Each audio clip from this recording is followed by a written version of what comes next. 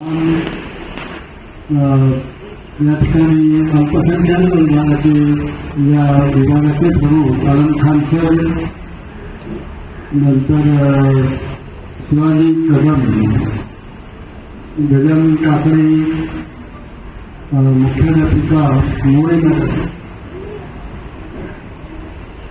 श्री संजय गवांडे, अशोक पाटील हे आमची शिक्षक समिती मंडळी, शिक्षक सेवेचे समस्त पदाधिकारी, या शाळेचे जे काही शिक्षक आलेले आहेत ते शिक्षक वर्ग आणि सुट्टीचा दिवस असून सुद्धा स्वागत करता आणि वृक्षारोपणामध्ये सहभागी होण्याकरता ज्या मुलींनी आपण पाचारण केलं त्या सर्व मुली आणि बंधू वगैरेंना खरं तर आजचा दिवस जो आहे तो आपल्या सगळ्यांना माहिती आहे. उद्धवजी ठाकरे साहेबांचा आज जन्मदिवस आहे. त्या जन्मदिवसाचं निमित्त साधेला संपूर्ण राज्यभर आपण यापूर्वी 15 दिवसपर्यंत वृक्षारोपणाचा आणि वर्षभर संगोपनाचा कार्यक्रम हाती घेत होतो. यावर्षी मात्र पहिल्यांदा आपण असं ठरवलं आहे की आता साहेब सत्तेमध्ये नाही, बरीच पडझड पक्षाला झालेली आहे. अशा वेळेला शिक्षक सेवेचं कर्तव्य होतं आहे की हा कार्यक्रम अधिक दमदारपणे, अधिक जोशाने, अधिक उत्साहाने पार पाडाव्या दृष्टिकोनातून तर 15 दिवसांचा महिन्याचा कालावधी दिला आणि वर्षभर हा कार्यक्रम सुरू ठेवावा. अर्थात त्या जे वृक्षांचं रोपण झालेलं आहे त्याचं संरक्षण केलं जावं, त्याचं संवर्धन केलं जावं या दृष्टीने वर्षभर या कार्यक्रमाला सर्व शिक्षकांनी, विशेषतः शिक्षक सेवेच्या कार्यकर्त्यांनी स्वतःला कामाला गुंतवून घ्यावं अशा प्रकारची अपेक्षा आम्ही सगळीकडे केली. आणि फार आनंदाची गोष्ट ही आहे की यावर्षी आतापर्यंतच्या 7 वर्षामध्ये जेवढा प्रतिसाद शिक्षकांकडून मिळाला होता त्यापेक्षा कितीतरी मोठ्या प्रमाणामध्ये यावर्षी शिक्षकांकडे संपूर्ण राज्यामध्ये असा एकही जिल्हा सुद्धा नाही. आतापर्यंत गडचिरोलीमध्ये हा कार्यक्रम कधी घेतला जात नव्हता. नाही त्या ठिकाणी गरज नाही एवढ्या मोठ्या प्रमाणामध्ये तिथे वृक्षारोपण आधीच झालेलं आहे. एवढे मोठमोठे जंगल आहेत त्या ठिकाणी गरज आहे, पण तिथे सुद्धा यावर्षी शिक्षक दिनाच्या माध्यमातून तिथेही कार्यक्रम घेतला गेला. गोंदिया कधी वृक्षारोपण होत नव्हतं, तिथे पण झालेलं आहे. नंदुरबार हे सर्व जिल्हे जे दुर्गम जिल्हे म्हणून मानले जातात याही जिल्ह्यामध्ये मोठ्या प्रमाणामध्ये यावर्षी वृक्षारोपण करण्यामध्ये आमचे सर्व शिक्षक सैनिक हे सगळे निश्चितपणे त्यांनी यशस्वीपणे काम केलेलं आहे. हे सांगताना मला विशेष आनंद होतो आहे. मित्रांनो, याच्या मागची भूमिका आता सर्वांनी अगदी थोडक्यात सांगितलेली आहे. त्यास खूप गरज आहे या वृक्षारोपणाची आणि इथे वृक्षप्रेमी बसलेले आहेत की गरज लक्षात घेऊनच ते आपला मूल्यवान वेळ देऊन डोंगरावर चढून त्या ठिकाणी रोपं लावतात, त्याला जगवतात, वर्षभर या कामामध्ये स्वतःला वाहून घेतात. त्यांना माहिती आहे की याची गरज त्यांना पडलेली आहे की फार वाईट परिस्थिती सध्या निर्माण झालेली आहे. मुंबईकरांना काय दिसतं तर 2 गोष्टी दिसत आहेत. एक म्हणजे थोडा उष्मा वाढलेला आहे. ज्या मुंबईमध्ये कधीही गरम वाटत नव्हतं त्या मुंबईमध्ये गरम वाटायला लागलं. आणि दुसरं म्हणजे एअर पोल्युशनचा इंडेक्स जो आहे तो इतका वर गेलेला आहे की त्या कालावधीमध्ये, पर्टिक्युलरली हिवाळ्याच्या कालावधीमध्ये आणि त्यानंतर सुद्धा बराच वेळपर्यंत या पोल्युशनचं प्रमाण एवढं वाढलेलं असतं की आपला श्वास गुदमरतो की काय अशा प्रकारची परिस्थिती इथे मुंबईमध्ये पण निर्माण झाली होती. जी दिल्लीला मोठ्या प्रमाणामध्ये आतापर्यंत दिसून येत होती तीच परिस्थिती मुंबईमध्ये, कलकत्त्यामध्ये, जेवढे म्हणून मोठमोठे शहर आहेत त्या प्रत्येक शहरामध्ये अशा प्रकारची परिस्थिती आपल्याला यावेळेला वाचायला मिळालेली आहे. त्याच्यामुळे आपल्यावरचं संकट काय तर हे 2 प्रकारचे संकट आपल्याला मुंबईकरांना भासू शकतात.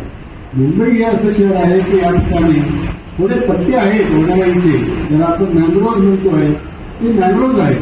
पण त्याच्याशिवाय इथे जे वृक्षारोपण आहे ते फार असं तुलनेने कमी आहे. म्हणजे स्प्रे प्लांट्स आहेत. खरं पाहता हा कोकणाचा भाग आहे.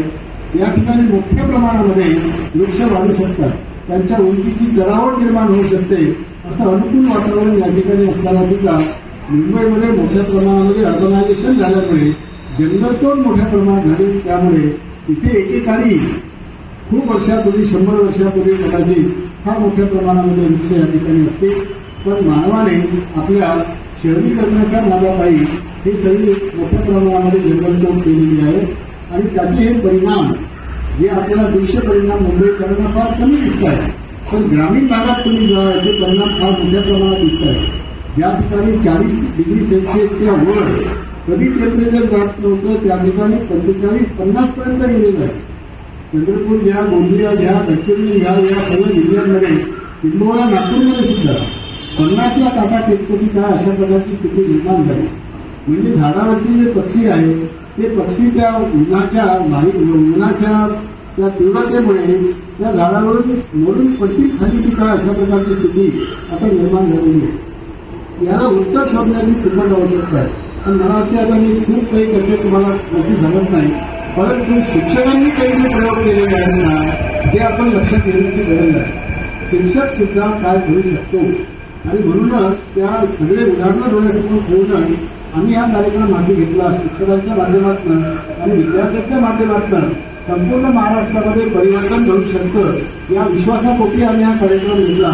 त्याच्या मागची भूमिका जी आहे ना ती भूमिका काही लोकांच्या वर्तनातून आमच्यासमोर स्पष्ट झाली. जसं राधाकृष्णन नायर नावाचे एक शिक्षक आहे, मूळ केरळचे, मुंबईमध्ये नोकरी करता ते आले होते, शिक्षक होते. या राधाकृष्णन नायरने एवढे मोठमोठे प्रयोग केले. त्यामधला पहिला प्रयोग त्यांनी जो सुरू केला त्याला वाटलं की अशा प्रकारचे जे स्प्रे प्लांट्स आहेत, तिथे एक झाड आहे, तिथे एक झाड आहे, तिथे एक झाड आहे, अशा पद्धतीने हवामानामध्ये किंवा ऋतुमानामध्ये बदल घडून येऊ शकत नाही. याच्यामुळे पावसाचं प्रमाणही वाढू शकत नाही आणि फार तर त्या झाडाखाली जी व्यक्ती राहत असेल त्याला थोडीशी कमी उष्णता भासू शकेल, एवढाच फक्त लाभ त्याचा होऊ शकेल. पण जंगल म्हणून लाभ जर मिळवायचा असेल तर घनदाट जंगल असं निर्माण होण्याची आवश्यकता आहे. म्हणून त्यांनी प्रयोग केला. त्याच्या स्वतःचं 7.5 एकरची जी शेती होती त्या शेतामधलं पीक त्याने बाजूला सारलं आणि तिथे 161 प्रकाराची झाडं लावली. आणि ती झाडं म्हणजे त्याच्यामध्ये आंबे आहेत किंवा आणखी बाकीचे फळझाडं आहेत ते सुद्धा होते, जांभूळ वगैरे सगळे झाडं लावले. हे लावताना त्याच्यामध्ये उंच वाढणारी जी झाडं आहेत ती पण मध्ये मध्ये लावली मोठ्या प्रमाणावर. त्यामुळे काय घडलं की ते झाडं उंच व्हायला लागली म्हणून जो आंबा काही एका विशिष्ट उंचीच्यावर वाढत नाही त्या आंब्याला सुद्धा सूर्यकिरणं आपल्याला मिळावीत म्हणून स्पर्धा त्यांनी निर्माण केली आणि आंबे सुद्धा खूप उंच असे वाढायला लागले. त्यामुळे ते जंगल घनदाट होऊन गेलं, डेरेदार सावलीचा जंगल होऊन गेलं. ज्या ठिकाणी चिटपाकूही फिरत नव्हतं त्या भागामध्ये पक्षी यायला लागले. पशु वगैरे तो गावाचा भाग असल्यामुळे तसा काही प्रकार घडू शकला नाही. पण 7.5 एकरामध्ये 2 प्रकारची त्याला फरक लावायला लागले. एक तर गावामधलं तापमान एकदम कमी झालं, फार मोठ्या प्रमाणात कमी झालं. दुसरं असं की ज्याच्यामध्ये पाणी आहे असे जे ढग आहे ते ढग त्या ठिकाणी आकृष्ट केल्यामुळे इतर ठिकाणी पाऊस नाही पण त्याच्या परिसरामध्ये मात्र पाऊस पडायला लागला. हा अनुभव त्याच्या लक्षात आला आणि हा प्रयोग आपण केवळ आपल्या भागापुरता मर्यादित न ठेवता इतर ठिकाणी पण केला पाहिजे म्हणून त्यांनी सगळीकडे असा प्रयत्न सुरू केला. ज्या ज्या शासनाने त्यांना मदत केली त्या त्या ठिकाणी त्यांनी हा प्रयोग सुरू केला. ही नरेंद्र मोदींच्या कानावर 9 वर्षापूर्वी ही गोष्ट गेली की असा कोणतरी शिक्षक आहे, त्यांना निरोप पाठवला गेला, त्यांना बोलावण्यात आलं आणि त्यांच्याकडून तो प्रयोग समजून घेतल्यानंतर त्यांनी बऱ्याच राज्यांना कम्युनिकेट केलं की तुम्ही यांची मदत घ्या.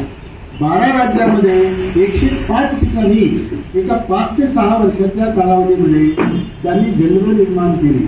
कुठे 7 एकराचे आहेत, कुठे 10 एकराचे आहेत, कुठे 50 एकराचे आहेत आणि त्या ठिकाणी परिणाम दिसू लागलेला आहे. आपल्याकडे सुद्धा उदाहरण आहे, तुम्हाला माहिती आहे नगर जिल्हा कसा आहे. नगर काय किंवा सांगलीचा थोडासा भाग, त्यानंतर सोलापूरचा भाग, हे जे आहे आपल्याला आपण भूगोल शिकलेले आहोत सगळे, वर्षाछायेच्या प्रदेशामध्ये येतो.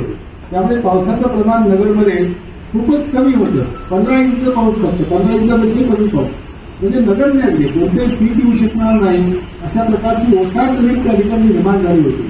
पण आपण बघितलेलं आहे की राळेगण सिंधीला अण्णा हजारेंनी प्रयोग पहिल्यांदा सुरू केला किंवा पोपटराव पवार आले, गावोगाव त्याचप्रमाणे त्यांनी आपले उपक्रम सुरू केले. झाडं लावायचा हा एकमेव कार्यक्रम हाती घेतला आहे.